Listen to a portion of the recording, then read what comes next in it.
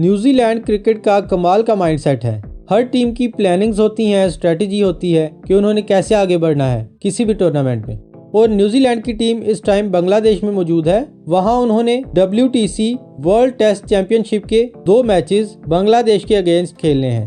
अब इंटरेस्टिंग बात यह है कि न्यूजीलैंड ने सकलैन मुश्ताक को इस सीरीज के लिए अपने कोचिंग पैनल में शामिल किया है और सकलैन मुश्ताक इस टाइम बांग्लादेश में न्यूजीलैंड टीम के साथ मौजूद हैं और वो ट्रेनिंग देंगे बांग्लादेश की कंडीशंस के अंदर। अब सकलैन मुश्ताक से बेहतर कौन चॉइस हो सकता है कि जो सिखाए कि स्पिन कंडीशंस कैसी होंगी। ऑब्वियसली सकलैन मुश्ताक दूसरा के बादशाह न्यूजीलैंड को वो तमाम चीजें सिखाएंगे कि आपने यहाँ पर स्पिन कंडीशंस को कैसे टैकल करना है। यही बात है इन गोरों की कि वो आपके लोगों से चीजें सीखकर ट्रॉफीज जीत जाते हैं, लेकिन आप इनसे फायदा नहीं उठाते। सकलैन मुश्ताक कामयाब कोच थे पाकिस्तान के साथ। आपके सब लड़के भी उन्हें पसंद करते थे, लेकिन उन्हें आगे रिटेन नहीं किया गया।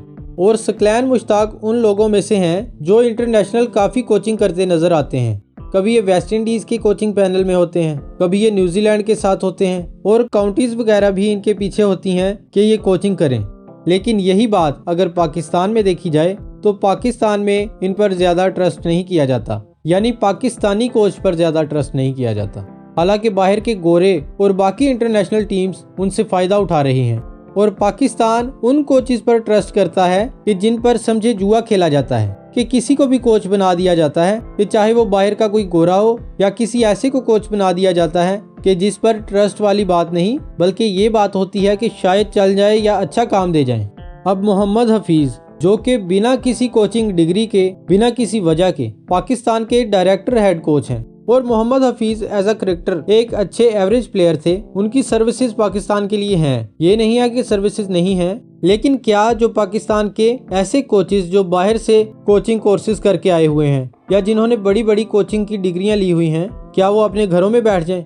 यानी जो डिजर्व करते हैं, जिनके पास कोचिंग की डिग्रीज हैं, कोचिंग का एक्सपीरियंस है। पाकिस्तान की शाहीन टीम ने इमर्जिंग एशिया कप जीता था, तो जैसे उनके कोच थे मसरूर साहब, उन्हें भी कोच बनाया जा सकता था।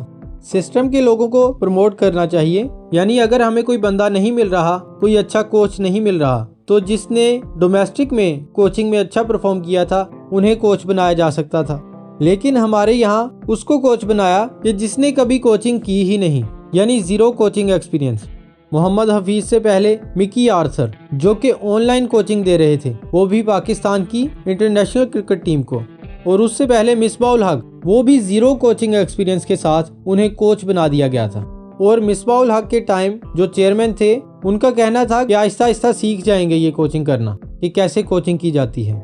यानी हमारे यहाँ कोचिंग का ओहदा मिलने के बाद सीखना होता है कि कोचिंग क्या होती है और कोचिंग कैसे करते हैं। किसी एक्सपर्ट बंदे को या डिजर्विंग बंदे को नहीं रखा जाता, ये निहायत अफसोस की बात है। और सोचा जाए तो क्या ये वाकफियत की बेस पर है कि यार फलां को बना देते हैं, फलां को ये बना देते हैं। ये तो कोई क्रिकेटिंग प्लानिंग या स्ट्रेटेजी नहीं होती, ये तो बल्कि टीम का बेड़ा गर्क करने वाली बात होती है। अब यानी जो लोग इंग्लैंड जाकर, न्यूजीलैंड जाकर या दुबई जाकर ICC की एकेडमीज में कोचिंग कोर्सेज करते हैं और अपने कोचिंग स्किल्स को डेवलप करते हैं, वो तो फिर बेवकूफ़ लोग हैं कि जिनको डिजर्विंग होते हुए भी कोचिंग पैनल में शामिल ना किया जाए और ऐसे लोगों को कोच बना दिया जाए कि जिनका कोचिंग से कोई ताल्लुक है ही नहीं। तो इसका नतीजा ये निकलता है कि हमारी टीम बड़े टूर्नामेंट्स में फेल हो जाती है या सही प्लानिंग ना होने की वजह से हम आगे नहीं बढ़ सकते। तो फिर आपकी बातें होती हैं कि बाकी टीम्स की क्रिकेट पाकिस्तान की क्रिकेट से इतनी आगे कैसे हो गई है या इतनी एडवांस कैसे हो गई है। और हैरत होती है ऐसे लोगों पर कि जो मोहम्मद हफीज़ के कोच बनने पर उसे बैक करते हैं, हालांकि उनकी पाकिस्तान के लिए जो सर्विसेज हैं उन्हें कोई रद्द नहीं कर रहा कि उन्होंने पाकिस्तान के लिए कुछ नहीं किया या नहीं खेला, लेकिन वो कोच नहीं है। ये बात हमें समझना होगी कि जिन्हें कोचिंग का एक्सपीरियंस है, कि जो अपनी टीम के लिए अच्छी प्लानिंग्स कर सकते हैं, अच्छी स्ट्रेटेजी बना के दे सकते हैं, वही टीम को आगे ले जा सकते हैं। इसमें टीम की मेहनत तो होती है, लेकिन कोचिंग स्टाफ का भी बहुत अमल दखल होता है।